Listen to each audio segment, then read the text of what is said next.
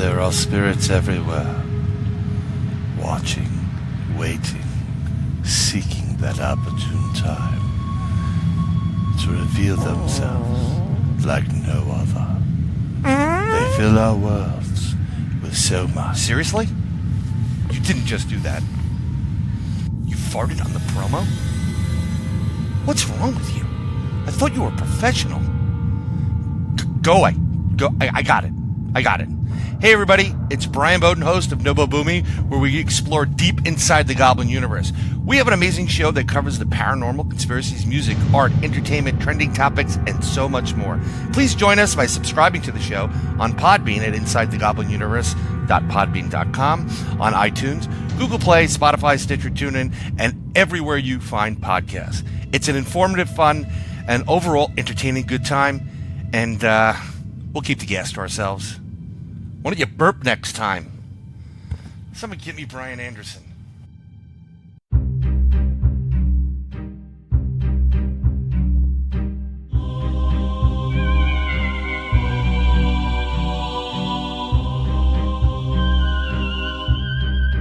Welcome to Paranormal Heart, a place where people can talk about their paranormal experiences.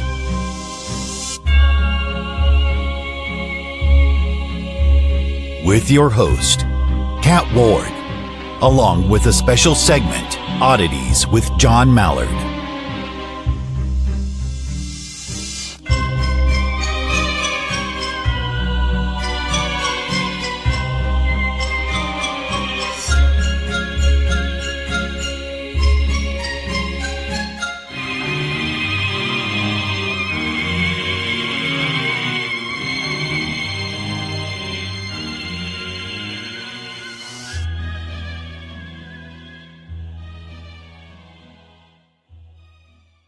Welcome back, folks, to Paranormal Heart, your monthly paranormal podcast.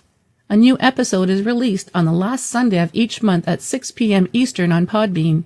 You can also find Boo and I on YouTube, radioandpodcast.com, iTunes, Stitcher, Spotify, Paranormal Radio, TuneIn, and each Sunday on IamDarkwaters.com at 6 p.m. Eastern. And don't forget to show your love and support of the show by simply clicking that like, share, and subscribe button on YouTube, or follow on Podbean, or anywhere else you listen to us. If you have any topics you'd like to hear, or have a guest in mind, or you yourself would like to be a guest, it's easy to contact me. Just drop me an email at paranormalheart13@gmail.com. I'd also like to hear where you're from. It's so amazing to hear the various places around the world that people are tuning in. I have listeners from Italy and South Africa and Australia, as well as Canada and the United States, and it's really, really exciting for me to find out where you're all listening to. Thank you so very much. Now, before I get to my next guest, enjoy Oddities with John Mallard. And let's hear what odd things John has for us this month. Over to you, John. Hey, oddballs. Welcome to this month's Oddities. Strange facts about an odd world that are very, very true. Tonight we focus on something that we all are into from time to time, which is reality shows. Whether you're into Ghost Hunters or Big Brother, well, there's been a lot of really weird reality shows in the past. Even normal reality shows are weird, but these are not normal reality shows. Take, for instance, Superstar USA, which is back in 2004 on the Warner Brothers network. Contestants on this show were told that they were in a singing competition, but they were actually being judged for their lack of singing ability. The show's producers also told the live audience that the singers were terminally ill patients who were getting their last wishes fulfilled by the Make-A-Wish Foundation. The winner, a tone-deaf woman named Jamie Foss, won $50,000. Oh my God, that is terrible. Mr. Personality 2003 was a Fox show. This derivation of The Bachelor featured a woman choosing from a series of men. The twist was that she could judge potential mates only on their personalities, because all the men wore gruesome masks. The show was hosted by none other than Monica Lewinsky, famous for her scandalous relationship with President Bill Clinton. How about that old show, Dating in the Dark? Turned 10 years old this year, back on ABC. Another Bachelor variation. This show asked single people to pick partners based on personality instead of looks, But up the ante even more, they had to choose each other entirely in the dark.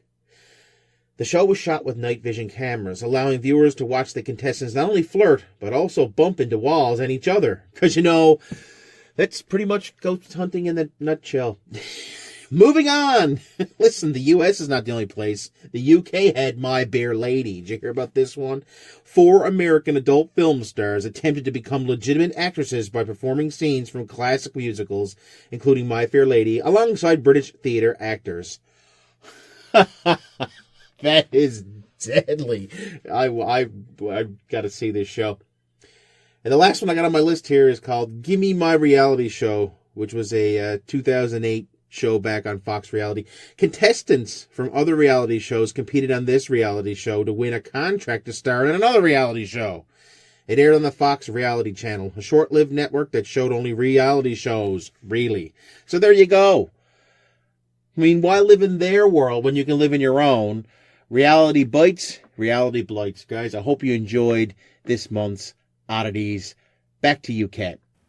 Thanks, John. My next guest is an engineering technician in the structural steel industry, and he also has a wonderful YouTube channel where he reads people's true encounters of Bigfoot, Dogman, and other cryptids. What most don't know is he has had encounters of his own with UFOs. I'm honored to have him tell us about those encounters. Please help me welcome Dixie Cryptid himself, Cameron Buckner. Hey, Cameron, welcome to Paranormal Heart. Hey, thanks, Kat. I'm very excited to have you here. Folks, if you don't recognize the name Cameron, you might recognize Dixie Cryptid himself. Got a great YouTube channel. I can't say enough. I really love the show. I've been listening for a short time. My husband's been listening a lot longer. And when I found the show, I thought, wow, this is great. And messaged you, and we just hit it off. Oh, thank you. I'm glad you like it, and I'm glad he likes it. That makes my day. Well, I'm glad. Okay, folks, we're Cameron here has some interesting encounters that he'd like to discuss with us, and if I'm not mistaken, this is the first time you've spoken about it on a podcast or anything? Yeah, this is my first podcast appearance, and I'm so thankful you called me because I can actually, I'm not the one asking the questions on this one, although I'm going to ask you a question or two. Of course. But that's and you know what's funny is that my channel is pretty much centered around the cryptid phenomenon, namely Bigfoot. Mm-hmm. And I've never had a Bigfoot encounter of any kind, and I've never seen any signs that I can definitively say is Bigfoot. Mm-hmm. But I have had a couple of what I think were UFO encounters that honestly I didn't even remember until someone actually submitted to me a UFO story. And I started remembering back, and I remember two things that happened to me vividly. What's up with that? I don't know how that happens, but yeah, that's sounds like something triggered a memory. I don't know. It wasn't like I forgot it. I just wasn't thinking. It just wasn't forefront in my mind, and it was right before I was about to record a show, and I thought, I'm most of the stories that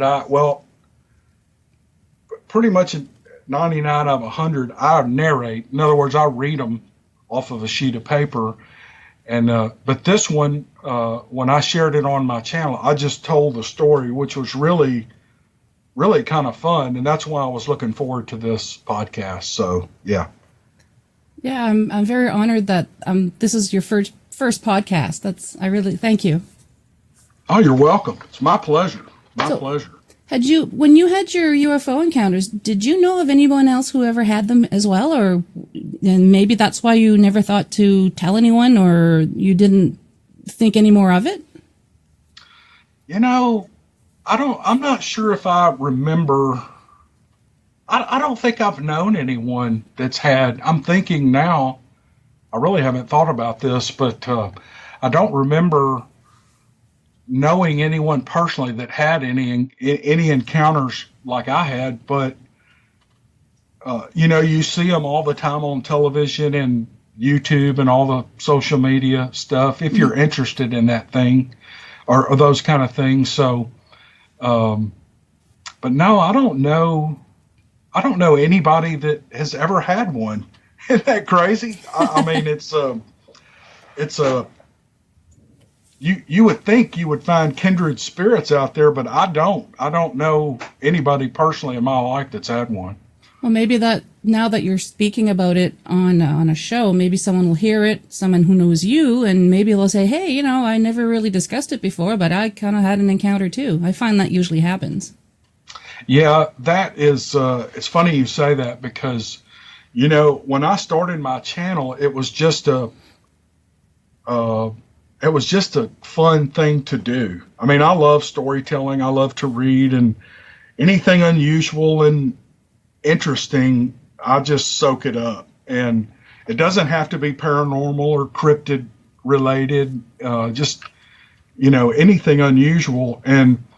But I started this channel, and going back to what you said, and I started it just writing my own stories or recreating stories that people had told me through the years, and I've heard tons of them. Mm-hmm.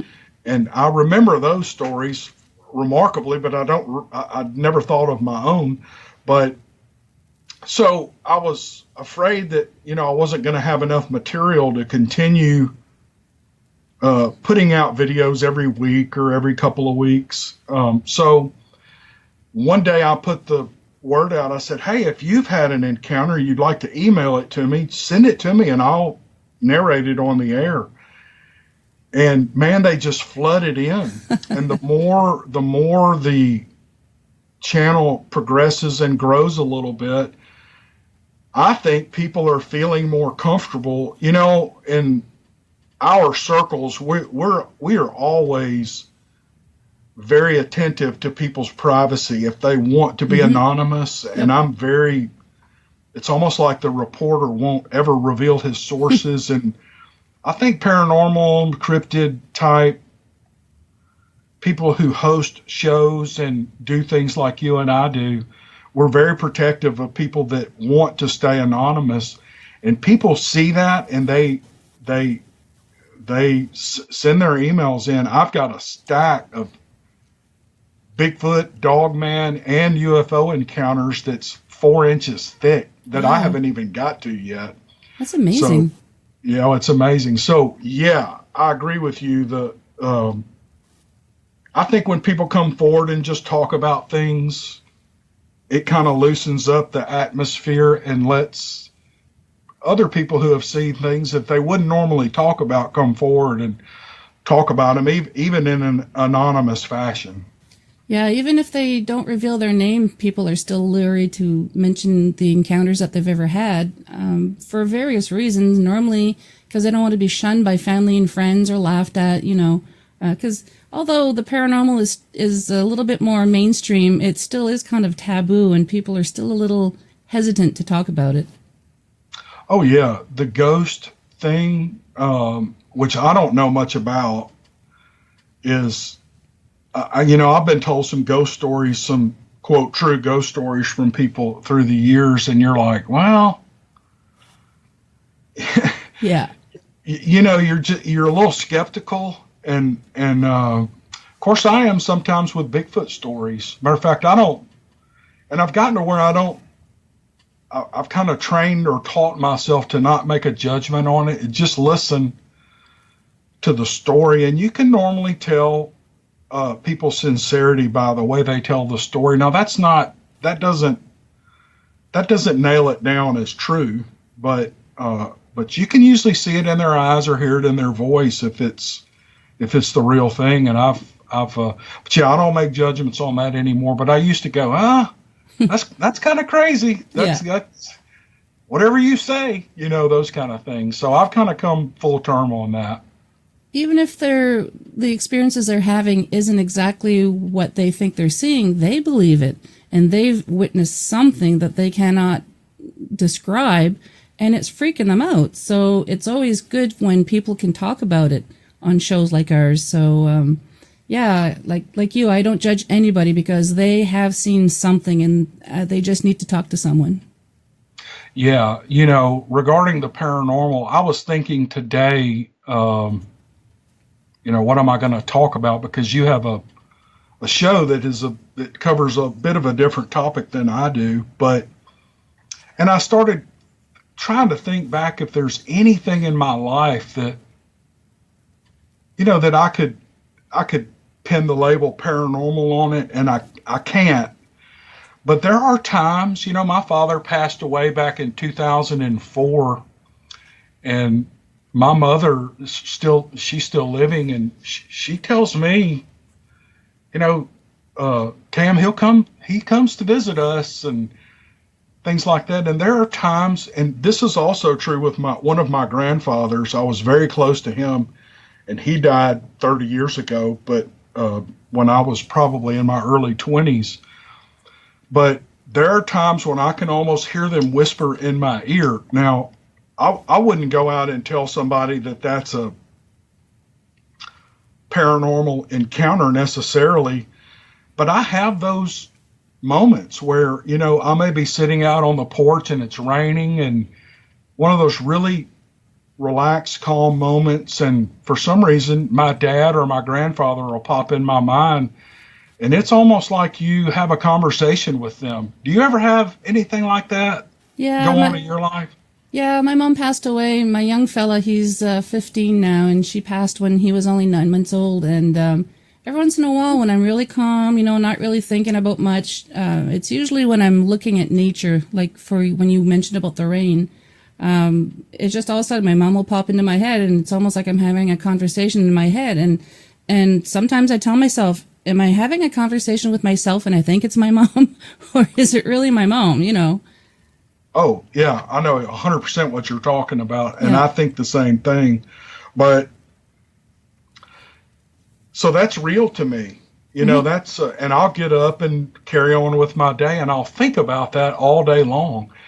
And they're talking about things that we are in my mind, a conversation or, a topic or maybe something going on in my life that we would have never talked about 30 years ago or 10 years ago. And it's something totally new. So it's not a memory that's recycling in my mind. It's like a real conversation. Now, does the human mind do that? I can't say. There are people much smarter than me that know those answers, and maybe they don't, but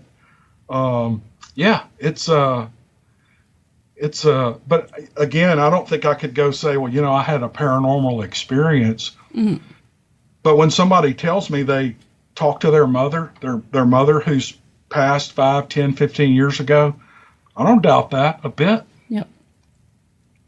When I first started the show, I strictly did ghosts, saying it's a paranormal talk show. And then I started realizing that paranormal isn't just about ghosts. It's pretty much whatever's not normal. So I branched out a little bit, started talking about cryptids, UFOs. So, because there's still people out there, 'cause I actually did a poll a little while back asking listeners, what would you like to listen to? And a lot of them said, they still like the ghosts, but they wanted me to branch out a little. So that's why I wanted to have you on the show as well with your UFO encounter. And I've had some people talk about cryptids that they've encountered, like Dogman or Bigfoot. So it's just something that people love to hear. All of those topics are very interesting to many, many people because I'm sorry if you hear my dog in the background. It's okay. She wants out, and I'm not going to let her out right now. But so yeah, I'll share with you, unless you have another question, the most recent, what I think was a UFO experience. Is that okay? Oh yeah, please. So I don't remember what year this was. It was somewhere in the neighborhood of like 19. Let's see, somewhere between 88 and 90. And I was living in Jackson, Tennessee, down here in the U.S., and I worked for a big structural steel company. We would work. We were just some rawhide dudes. There was all of us that worked for the company. We were trying to get some big projects done and kind of make a name for ourselves. We were just employees, but we were just driven, just young guys driven to try to build something. So we would work nights, weekends, whatever it took. And of course, we were being paid for it, and we all wanted to do well. Well, one summer night, I don't remember the month, I don't remember the date, of course, but we were working on a large project, and I was actually a project manager. I worked in the office, but if the shop needed an extra hand or two, the guys in the office, we'd go out there and work with the night shift and help them get something out. Mm-hmm. Mainly because we had to answer to our customer's project manager the next Monday, for example, if we didn't get it done. So we wanted to do everything we could do to get the project delivered. So it was 9:30 or 10 o'clock at night, and I was driving home. I was dirty, sweaty. I was tired, and I'm going to give you specific locations, and anybody from that area will know where I'm talking about. But Old Highway 45 runs north and south through Jackson, Tennessee, and I would travel from the north side of town, or the south side of town, to the north side of town on the Old 45 highway. And so I crossed a large interstate, or went under a large interstate, and about maybe a mile and a half on the right past I-40, there is I think it's Jackson North or North Jackson High School. I was pulling up, going past the high school, and there was a softball game going on. You know, all the lights were shining. The whole area was lit up. You know how you drive past a football game or a baseball game at night and the stadium lights are on. And it just looked awesome. I remember seeing it. Well, when I got almost parallel with the game, in an instant, the whole sky lit up like it was daylight. And my first thought was that a transformer had blown. You know, I've seen transformers blows, and they just light up the whole sky. But they only do it for a second, and this area stayed lit up for, I didn't time it, but it was a pretty good while, maybe 45 seconds or a minute. And what was funny is that I actually pulled over because it just stayed lit up, and it shocked me for a minute.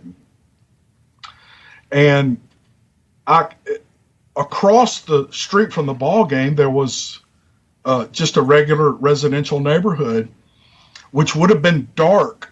You know, you could have seen a little bit of it from the stadium lights, but you wouldn't have been able to see car tags or, details of shrubbery up against the homes or whatever. Kat, I could see everything like the sun, like it was noon during the day. It was unbelievable. And I looked around and I could see cars, and I could see people walking in front of their homes, like coming out into their carports to get in their cars. I remember seeing, these things kind of stick in your mind. I saw a dog behind a chain link fence, kind of up on his paws when a guy was walking out to get in his car.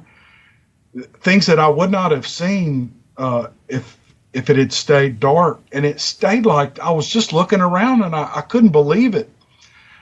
And then it went totally back to the way it was. It went dark, and my eyes took a minute to adjust back to the darkness, even though there was plenty of light from the softball game. Did it just suddenly go out, or did it slowly start to dim? It blinked on just like that. Wow. And then I'm guessing 45 to 60 seconds, everything stayed totally lit, and then it went out like you turned a light switch off. And the weirdest thing about that episode was I looked over at the softball game expecting people in the stands and the ball players to be looking up into the sky. I expected cars to be pulled over. You know, when you're focused on one thing strange happening, you're not aware of what's going on around you. Well, when it went out, I'm looking around. The game is still going on. I remember seeing it was a fast-pitch softball game, and you know how those girls whirl that arm around real fast, and I saw a girl throw a pitch. Cars were going by me. The guy that I saw across the street who had gotten in his car was backing out into the highway, and he took off the opposite direction I was headed. It's like everything was just as normal as it could be. And I sat there for a minute, and I just couldn't believe it. It was like, you know, another thing I thought was that the way the sky lit up, I thought that it was possibly, this is crazy, but a nuclear detonation. You know, I've seen how, you know, you see it in films where, you know, the whole sky lights up. And yeah, I was actually thinking of that. Yeah, I started thinking about my family, and which were only about 3 miles down the road, you know, for me to get home. And I was married and had 3 children at the time. And so it was just the strangest thing. Well, so I went home and told my wife, and she was like, no, I didn't see anything. She said, but the kids and I have been inside, and it was, you know, 9:30 or 10 o'clock at night. It's dark in the central time zone at that hour. And so I remember laying there that night and just thinking about that weird thing. And then I thought, well, you know, it's just, I can't explain it. So I just kind of put it out of my mind, went to sleep. Got up the next morning, went to work, and there were 2 of the guys, there were probably 8 or 9 of us on that crew. 2 of the guys had daughters playing in that softball game that night. Because I was telling them about what I saw, and they said, well, we were at the game. I'm like, well, did you see that light? And they're like, no. It's like nobody saw anything but me. And now when you go and tell people that, like I'm telling those guys at work what I saw, they're looking at me like I'm crazy. And so it kind of goes back to what we were talking about a few minutes ago. But you see something like that out in public, and no one else, how can no one else see that? Well, even your family, even though they were indoors, if the light was that bright, you'd think they would have seen something. Right. So that is the later episode in my life that I didn't really connect it with a UFO thing, but a few years later, I read an article by a guy, and I cannot remember where I think I was sitting in a dentist office reading some magazine, and it was probably a real popular magazine like Time or something like that.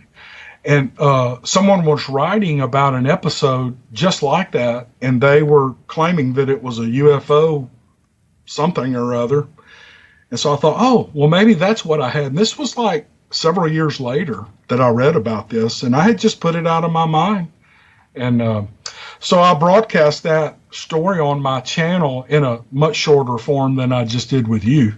But I had a few people comment on the video, and they said, well, they gave me some opinions on those things. And I thought, yeah, well, you know, maybe that could be it or whatever. So that was an episode that happened later in my life. Well, then, so I'll go back to when I was a teenager. Now, the way I put this together, it sounds kind of hokey, but it's not.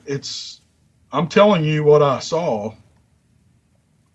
But I don't remember what year the movie Close Encounters of the Third Kind came out. You know, that Steven Spielberg. To this day, it's my favorite movie, and I think it is because I had this experience not too long after that movie was released. But I was younger than 16. we were able to drive when we were 16. And I know that I couldn't drive because, normally in those days when you were young, we would ride our bikes. Even if it was 10 miles away, we would ride our bikes to practice or to a game. And our parents would come if they could, but we didn't want to be with them. We'd ride our bikes because after the game, everybody would go for ice cream or whatever. All the kids would. So, but on this particular night, we were playing a team way over on the other side of town, and the game, it was a baseball game, and the game was over late, and my dad picked me up. And now remember, sometime prior to this, probably 2-3, within the month, I had seen the movie Close Encounters of the Third Kind. So we get home, and it's probably, it's late. It's like 11 o'clock at night. And it's a weeknight, and my dad goes on to bed. Well, I'm in my baseball uniform, and you know how you are when you're 13 or 14 years old, you can stay up all night, and I wasn't tired at all. But it was a beautiful summer night, and everything was clear. I remember that. I could see stars. We lived in a neighborhood that wasn't lit really well. This is right in the middle of Memphis, Tennessee.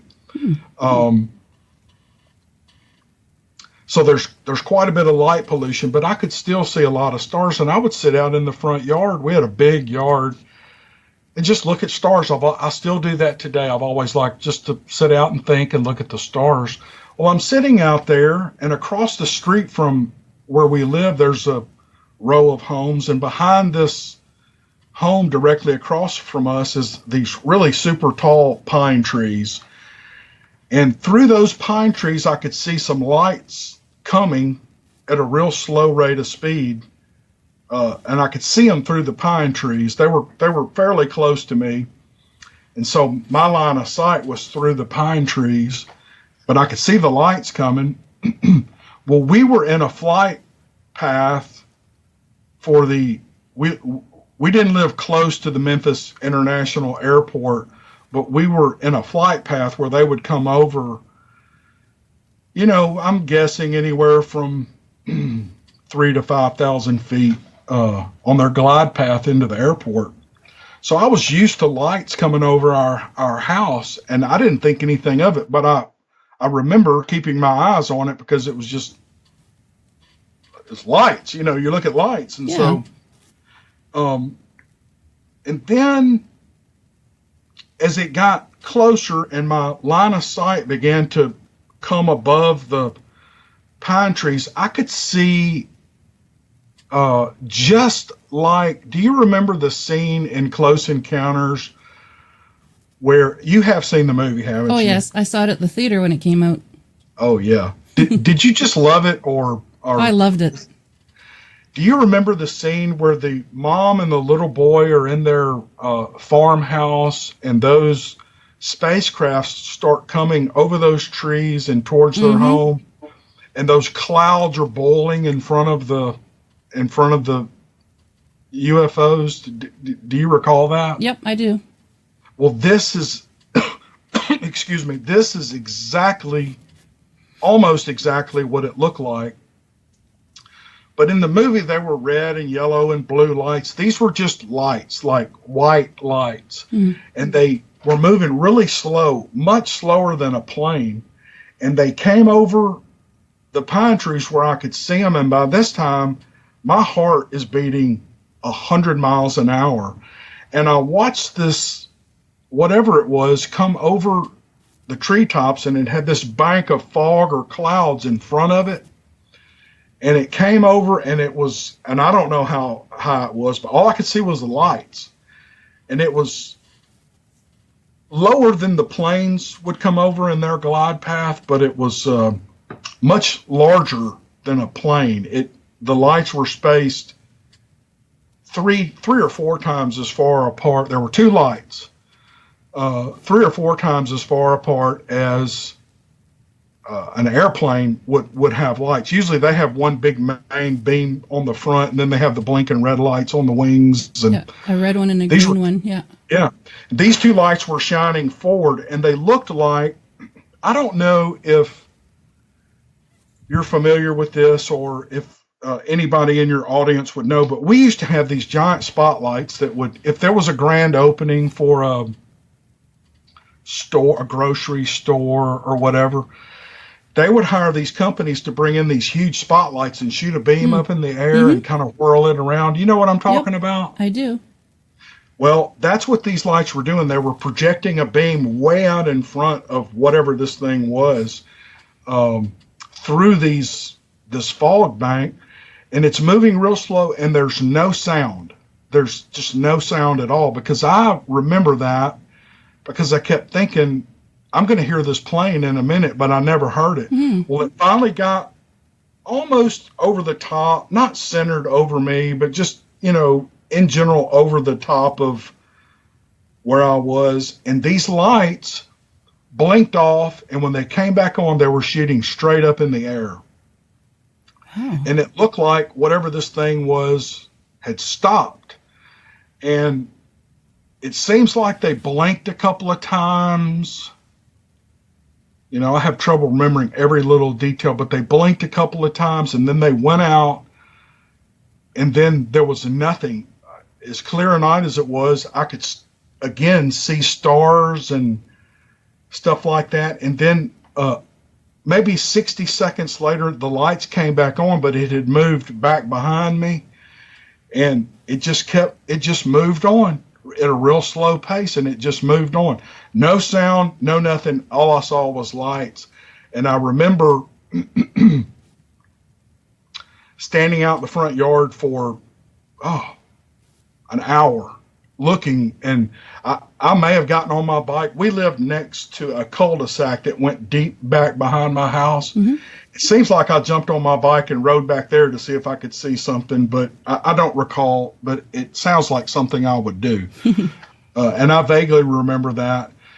Well, I finally gave it up, and I remember going back. We had a swimming pool in the backyard, and of course my parents had lawn chairs and, where you lay out. And I laid back there beside the pool in total darkness for a couple of 3 hours, just looking up at the sky, hoping I could see this thing again, but I never did. And I woke up the next morning. It was before dark, but it was maybe 5:30 in the morning. I had fallen asleep, and that's where I woke up, and I went in, took a shower, and carried on with my day. And I didn't tell anybody about it. I didn't tell.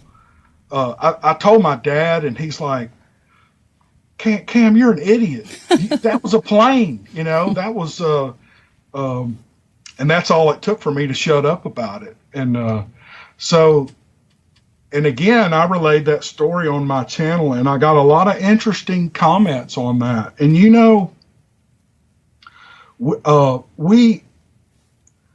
I'm very fortunate that people enjoy my channel, and I'm not trying to pump up my channel here. Well, I'm trying to make a comparison, but I'll put out a video I'll narrate a couple of stories about Bigfoot, and that video might get 40 to 100,000 views.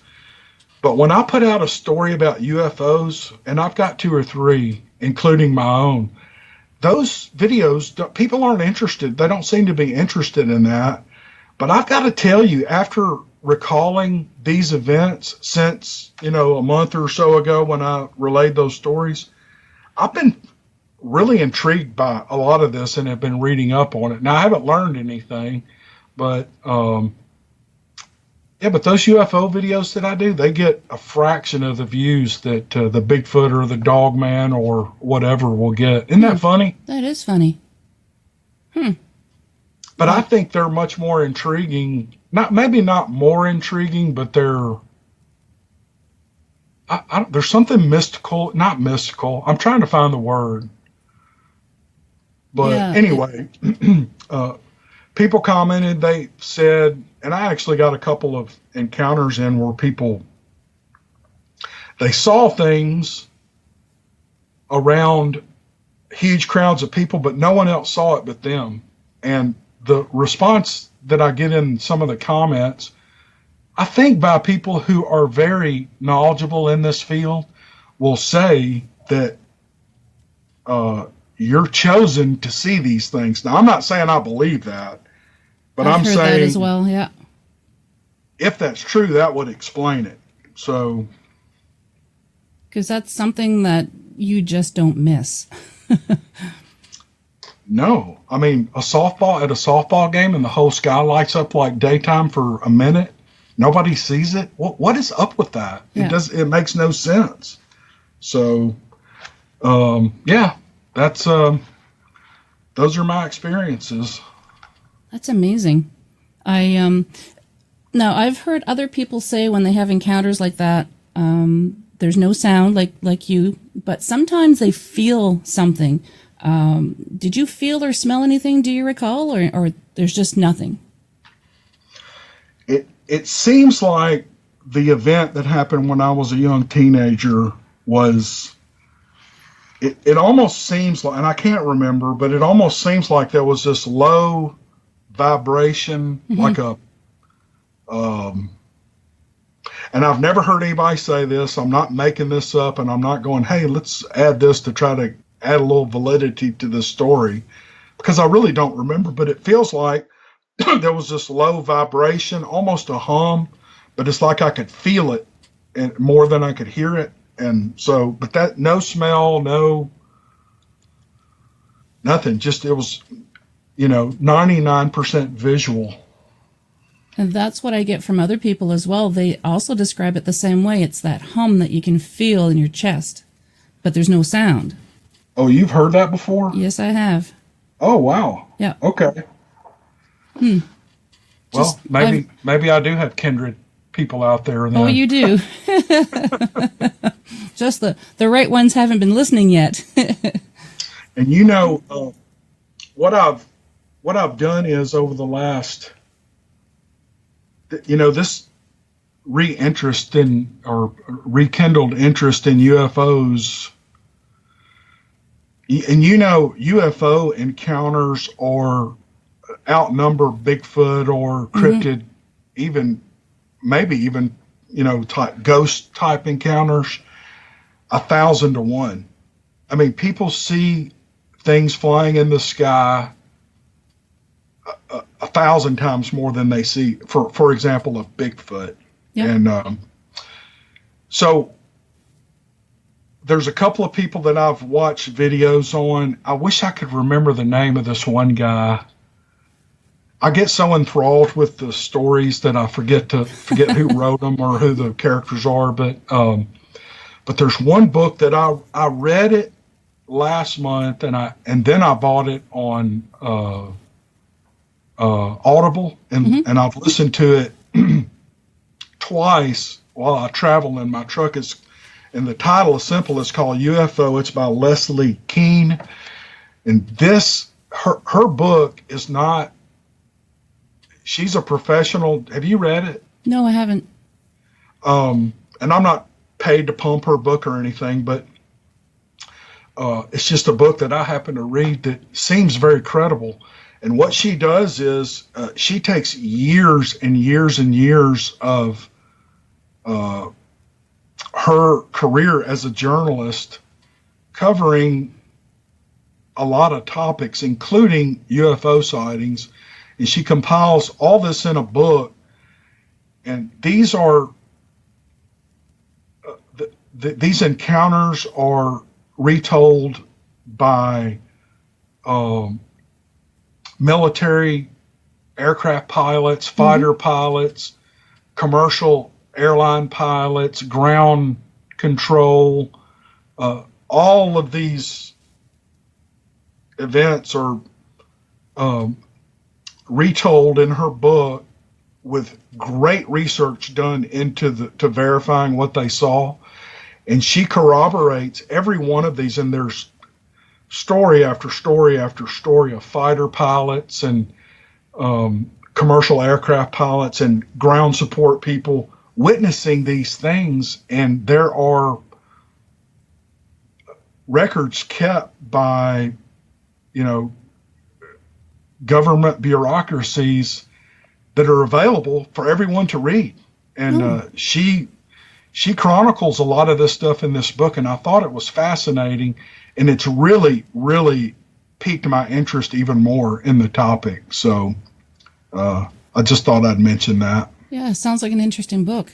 I would love to interview pilots who've had encounters, but I've put the shout out before, and it's very difficult to get people like that to come forward.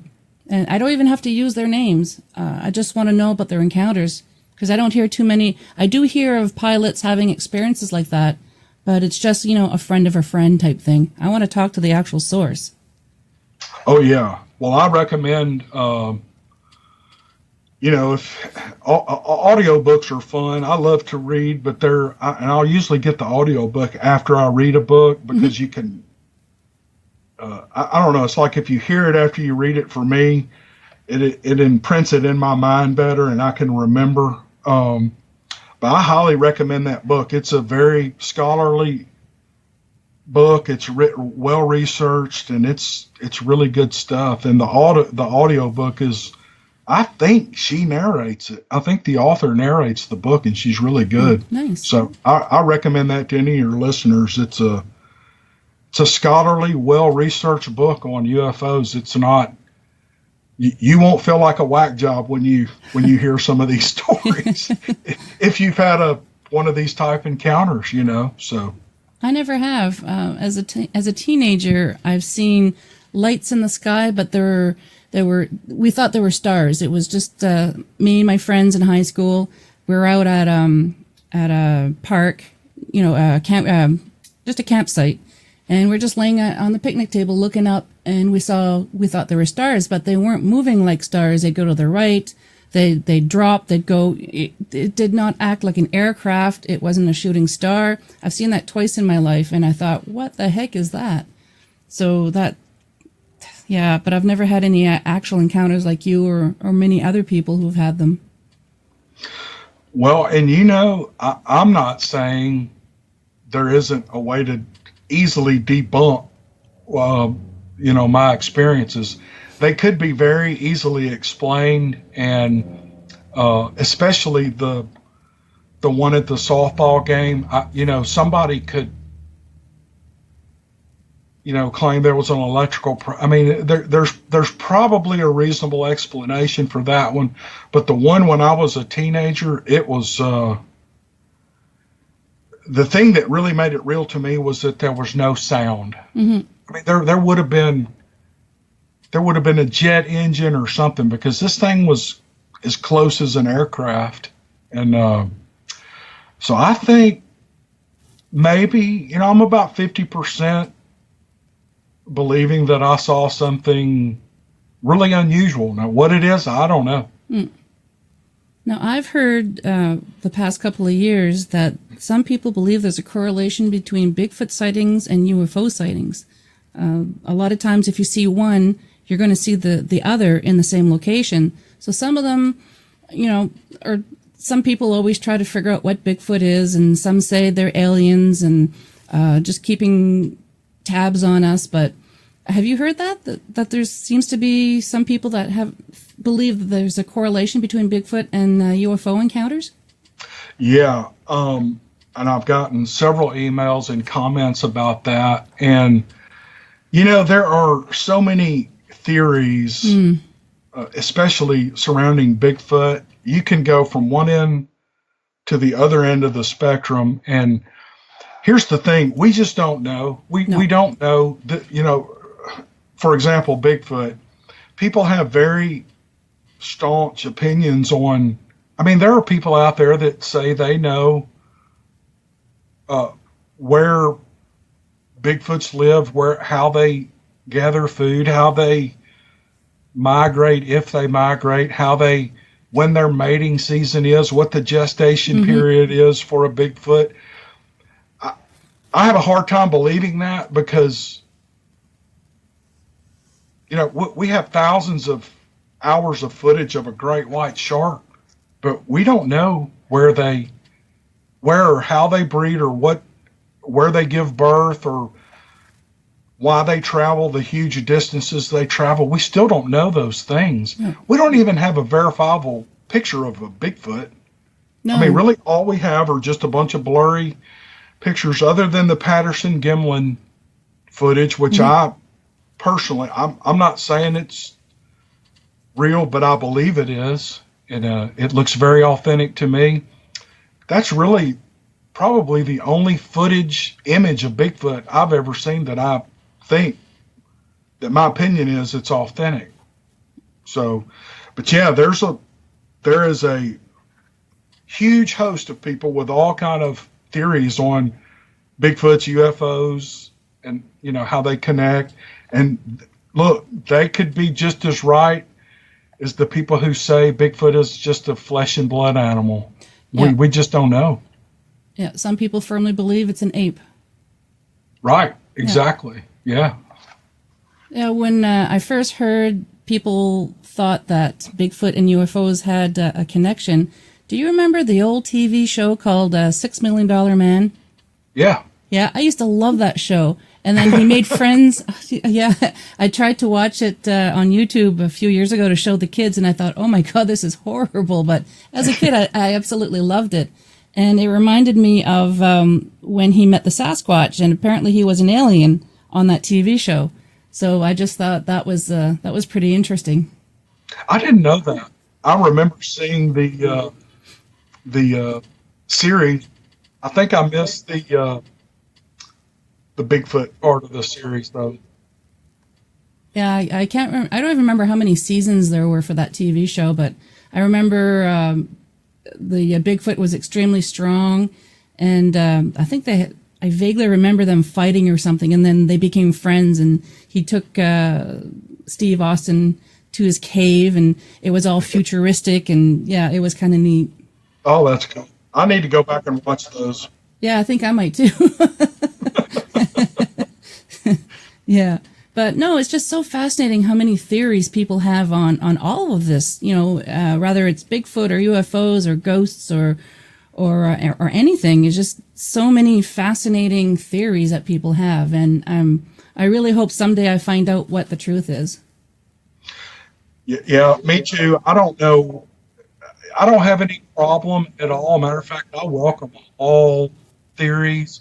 The problem I have with the people who have a very solid view of what they think Bigfoot does, and they use that to beat other people up who don't agree with them or who have a different opinion. Mm-hmm. That is the only thing I have a problem with, and that's a big issue in the Bigfoot, in the thought of the Bigfoot community. Mm-hmm. So it's really kind of a shame, because there are some groups out there that they just belittle other people for thinking, for instance, that Sasquatch and some extraterrestrial influence are connected.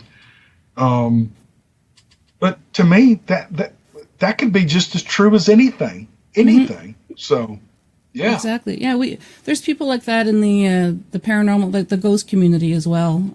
Some people have some theories, and there's bashing, and I just want everyone to get along, talk about the experiences, and just not necessarily believe people, but listen. And you don't have to bash people because you don't agree with what they're saying or how they feel.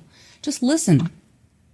It's like politics. I mean, if you don't, I'll never tell you my politics, and I don't care about your politics, but I like you, Kat. You're you're just a nice person. Well, thank you.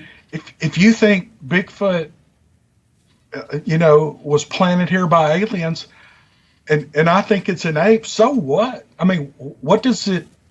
How does it help the position, or how does it? Mm-hmm. How does it forward the? I'm not sure what I'm trying to say, but how does it help to beat you up because you think it? And I'm not saying you do, but I'm saying if you did, how does it help to beat somebody else up? I mean, I'm like you. Let's get along.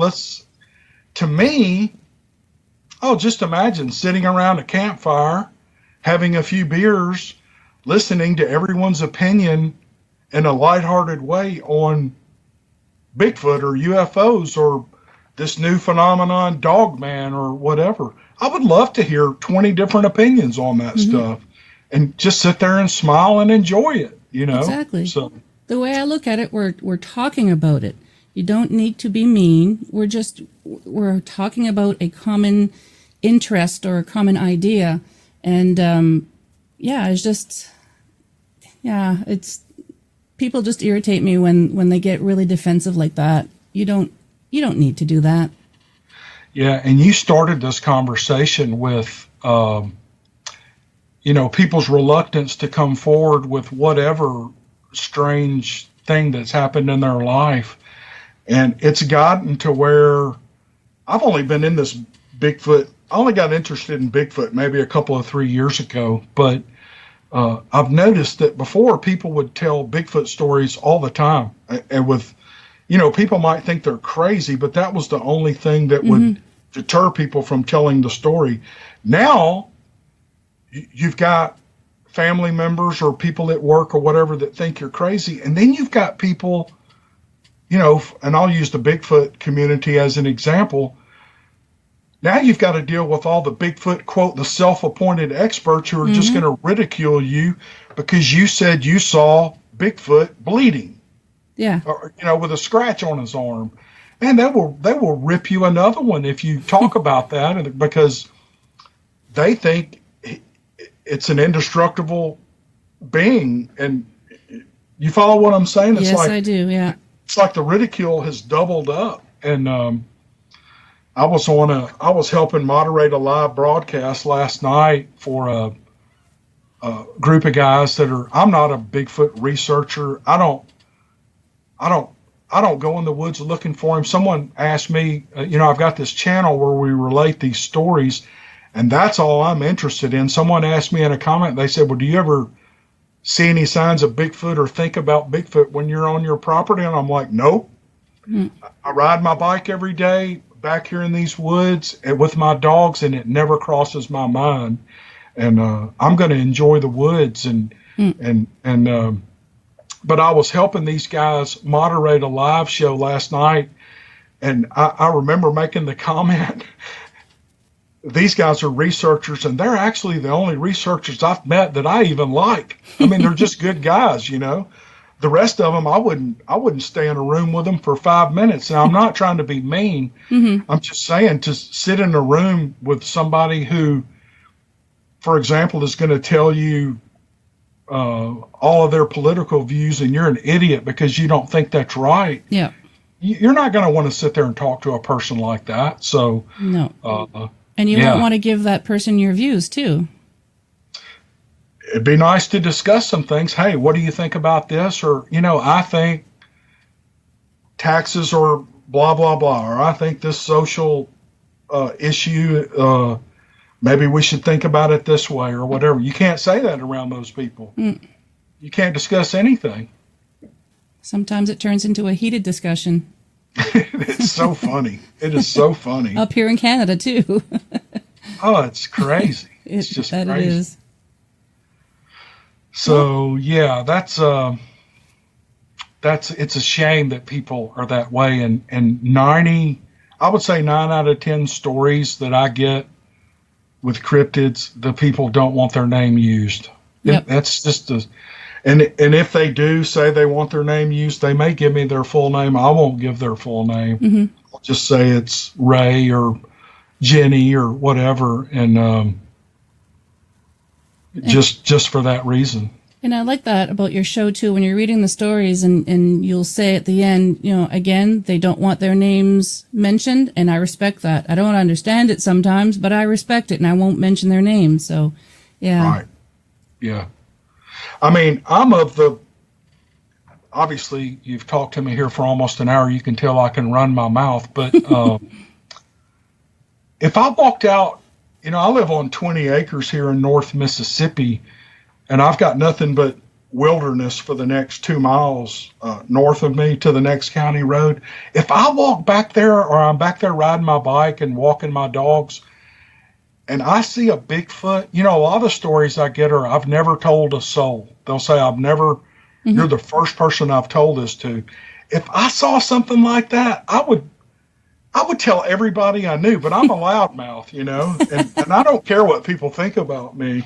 But if I saw it, I'm gonna tell you about it.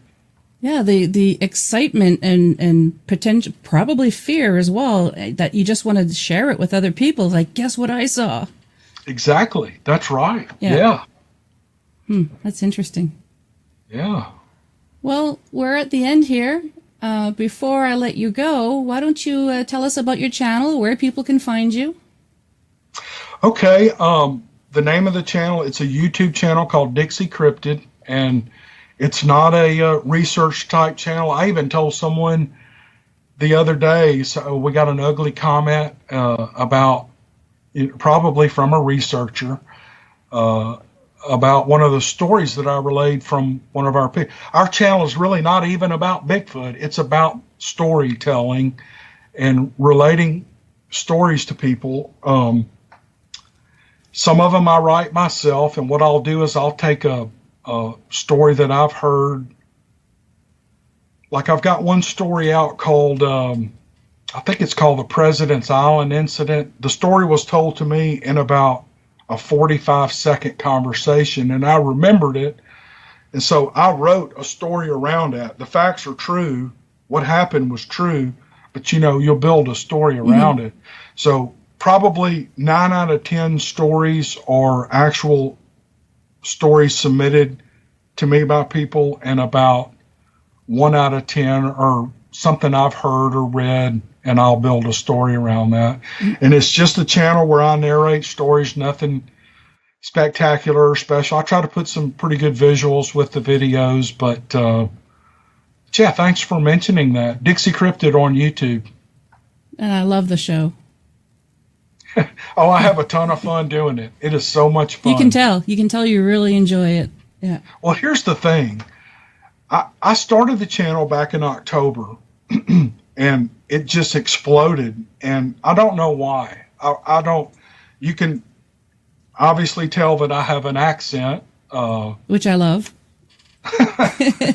But to me, I've tried for years to cover it up because it's there's a stigma in some circles to a really bad Southern accent, and I try to pronounce my words correctly, and there's just some words that I just can't say just because of the virtue of where I'm from.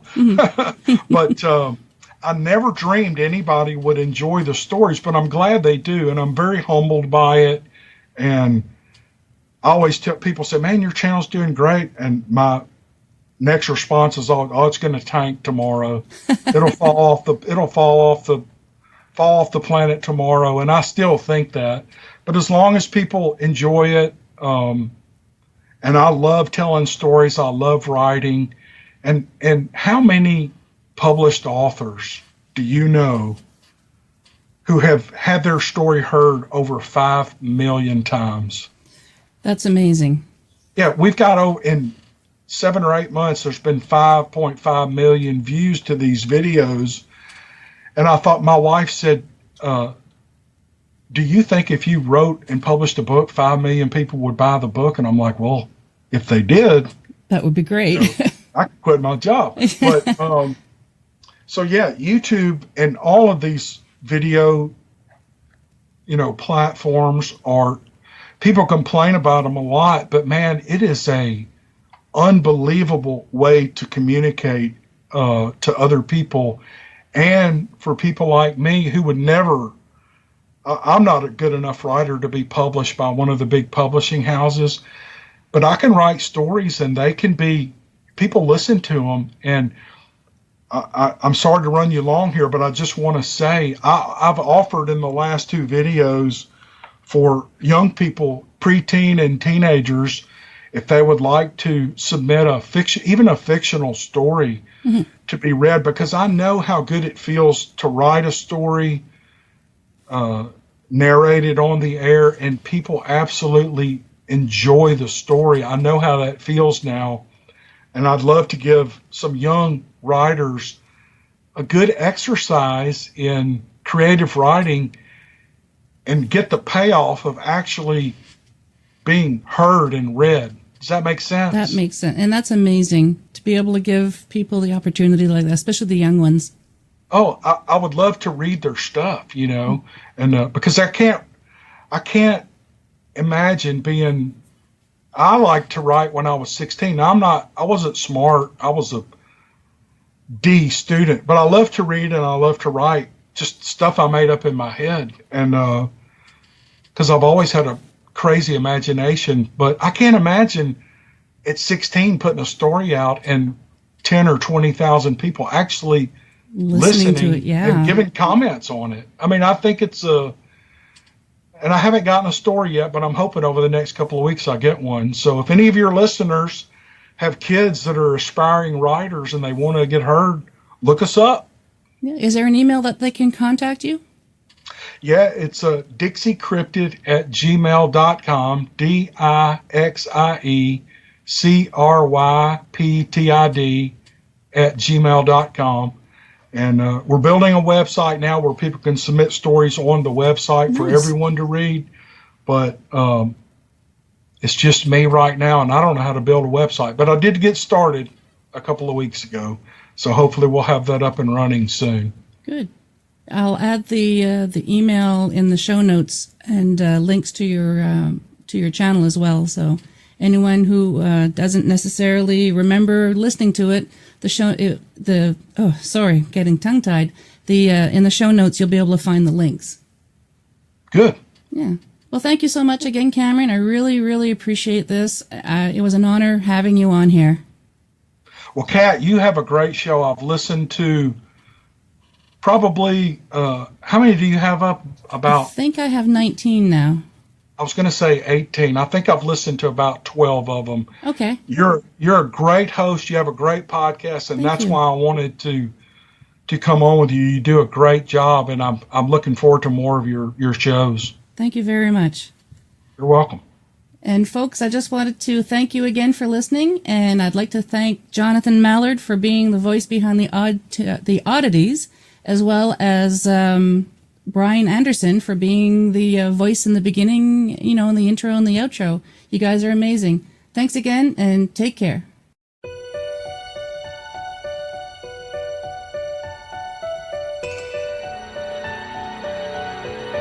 Well, we've made it to the end of another episode. Thanks so much for listening. Until next time, take care of each other. And if you'd like to be on the show or have questions and comments, just drop me an email, paranormalheart13@gmail.com. I'd love to hear from you.